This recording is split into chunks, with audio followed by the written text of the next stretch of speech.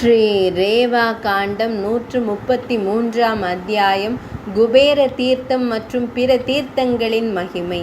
ஸ்ரீ மார்க்கண்டேய முனிவர் கூறினார், அதன் பின்னர், அரசே, ஒருவன் 4 சிறந்த தீர்த்தங்கள் அடங்கிய ஒரு தொகுப்பிற்கு செல்ல வேண்டும். அவற்றை வெறும் விழிகளால் தரிசிப்பதே அனைத்து பாவங்களையும் அழித்துவிடும் ஆற்றல் கொண்டது.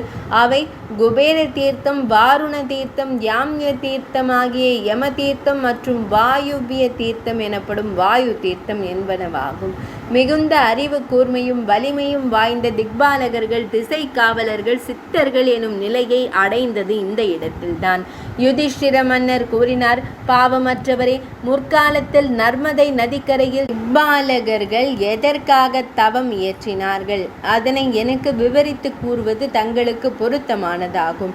மார்க்கண்டேய முனிவர் கூறினார், உலகியல் வாழ்வு என்பது ஒரு புல்லின் நுனியில் தொங்கிக் கொண்டிருக்கும் நீர்த்துளியைப் போலவே பலவீனமானதாகவும் நிலையற்றதாகவும் உறுதியற்றதாகவும் இருப்பதால் மக்கள் அனைவரும் ஒரு நிலையான ஆதாரத்தையே தேடுகிறார்கள். அசையும் மற்றும் அசையாத என 4 வகைப்படும் உயிரினங்கள் அனைத்தும் நிலையற்றவை. வாழைத்தண்டின் உட்பகுதியைப் போல சாரமற்றவை, கானல் நீரை போல உண்மையற்றவை. இத்தகைய சூழலில் தர்மமே தாயாகிறது, தர்மமே தந்தையாகிறது, தர்மமே உறவினராகவும் நண்பனாகவும் அமைகிறது. அசையும் மற்றும் அசையாத உயிரினங்களை கொண்ட 3 உலகங்களிலும் உள்ள அனைத்து உயிரினங்களுக்கும் தர்மம் ஒன்றே ஒரே துணையாக விளங்குகிறது. இவ்வுண்மையை உணர்ந்த திக்பாலகர்கள் அனைவரும் தவம் இயற்றுவதற்கான ஒரு நல்வாய்ப்பை எதிர்பார்த்து காத்திருந்தனர். பின்னர் காற்றை மட்டுமே உணவாக கொண்டு ஈடு இணையற்ற ஒரு தவத்தை அவர்கள் மேற்கொண்டனர். கிருத்த யுகத்தின் பாதி காலம் கழிந்த போது மகாதேவரான சிவபெருமான் மனம் மகிழ்ந்தார். பேரரசே, பரமேஸ்வரர் அந்த திக்பாலகர்களுக்கு ஒரு வரத்தை வேண்டியவாறு பெற்றுக்கொள்ளும் முழு சுதந்திரத்தை அளித்தார். அவர் யார் எதை விரும்பினாலும், அவர்கள் எதை ஆசைப்பட்டாலும் நான் அதனை அவர்களுக்கு அருள்வேன் என்று கூறினார். இவ்வாறு அந்த யுகத்தின் நியதிக்கு ஏற்ப வலிமை மிக்க திக்பாலகர்கள் தங்களுக்குரிய வரத்தை தேர்ந்தெடுக்குமாறு பணிக்கப்பட்டனர். சிவபெருமானின் இந்த வார்த்தைகளை கேட்டதும் உலகிற்கு நன்மையே செய்ய வேண்டும் என்ற உயரிய நோக்கத்தை கொண்டிருந்த அந்த திக்பாலகர்கள் இறைவனிடம் ஒரு சிறந்த வரத்தை கோரினார்கள். குபேரன் கூறினான், மகாதேவா, தாம் என் மீது பிரியம் கொண்டு எனக்கு ஒரு வரம் அருள திருவுள்ளம் கொண்டீராயின் நான் யட்சர்களுக்கு தலைவனாகவும் செல்வத்தை அருள்பவனாகவும் தனதனாகவும் திகழ வேண்டும்.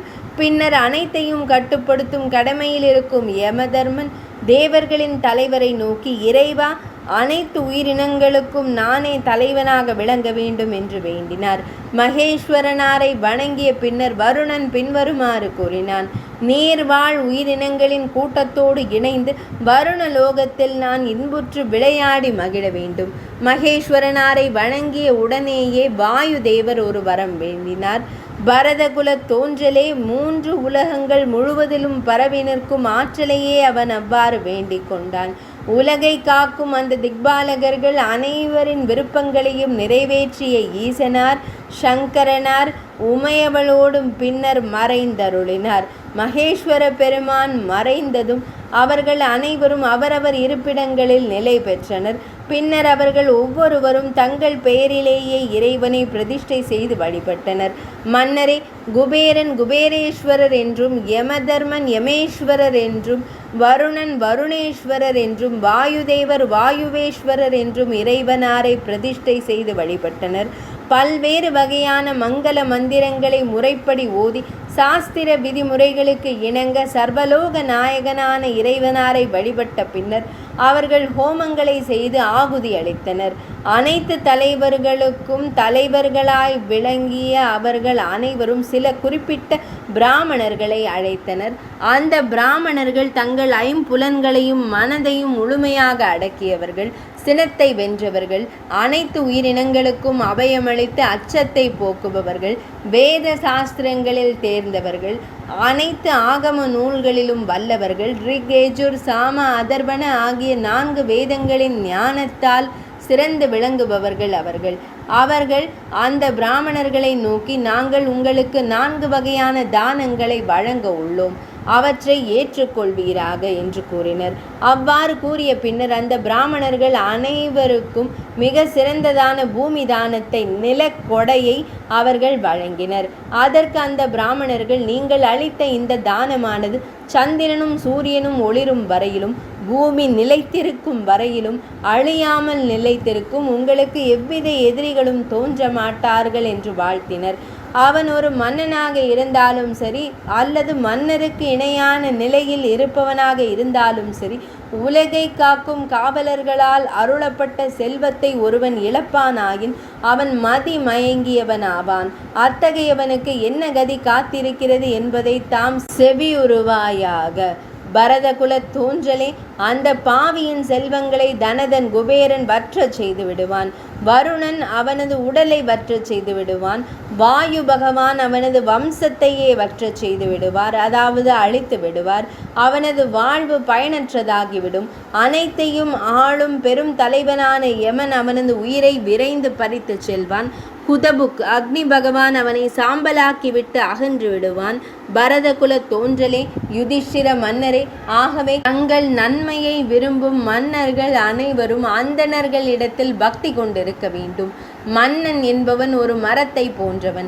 அந்தணர்கள் அம்மரத்தின் வேர்களை போன்றவர்கள்.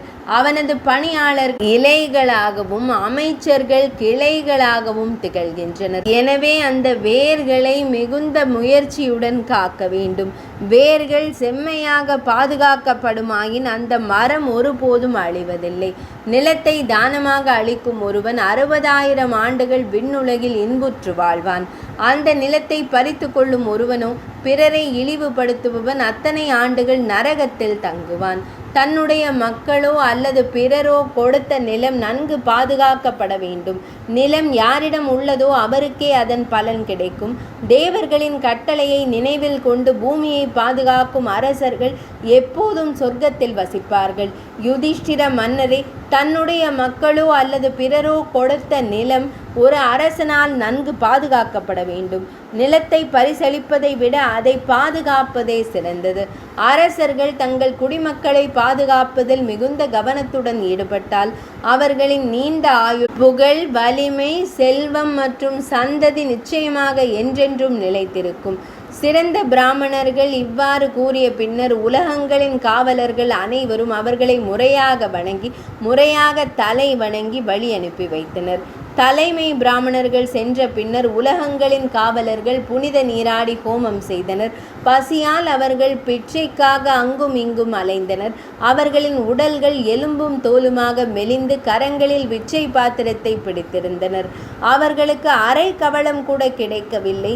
அவர்கள் நகரை விட்டு புறப்பட்டு, யுதிஷ்டிர மன்னர், நீங்கள் எப்போதும் ஏழைகளாகவும் மூடர்களாகவும் இருப்பீர்கள் என்று பிராமணர்களை கோபத்துடன் சபித்த பின் இல்லம் திரும்பினர். அன்றிலிருந்து அனைத்து பிராமணர்களும் தங்கள் செல்வத்தை இழந்தனர். அந்த சாபத்தின் விளைவாக வடக்கு பகுதியில் இருந்தவர்கள் துயரமடைந்தனர்.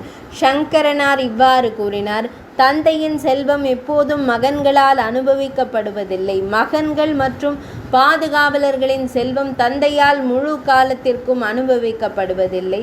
காலம் ஒருவனே அனைத்தையும் அனுபவிக்கிறான், உணவாகவே உட்கொள்கிறான்.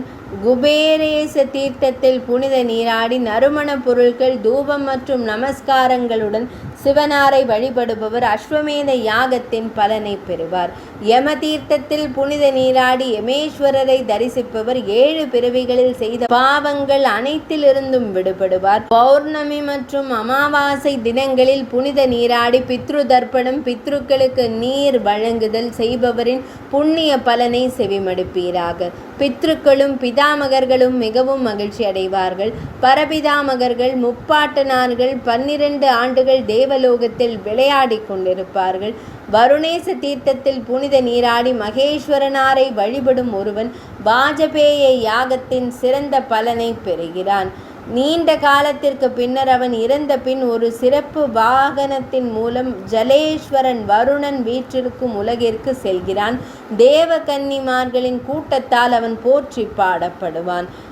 வாதேஸ்வர தீர்த்தத்தில் புனித நீராடி மகேஸ்வரனாரை வழிபடும் ஒருவன் உலகங்களின் காவலர்களை காண்பதால் ஆசி பெற்று மன நிறைவு அடைகிறான்.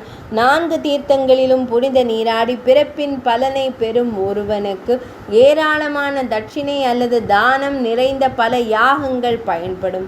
உலகங்களின் பாதுகாவலர்களை அழைத்த பின் எப்போதும் கௌரிலியில் கௌபரி தாங்குபவர்கள் பாக்கியசாலிகள்.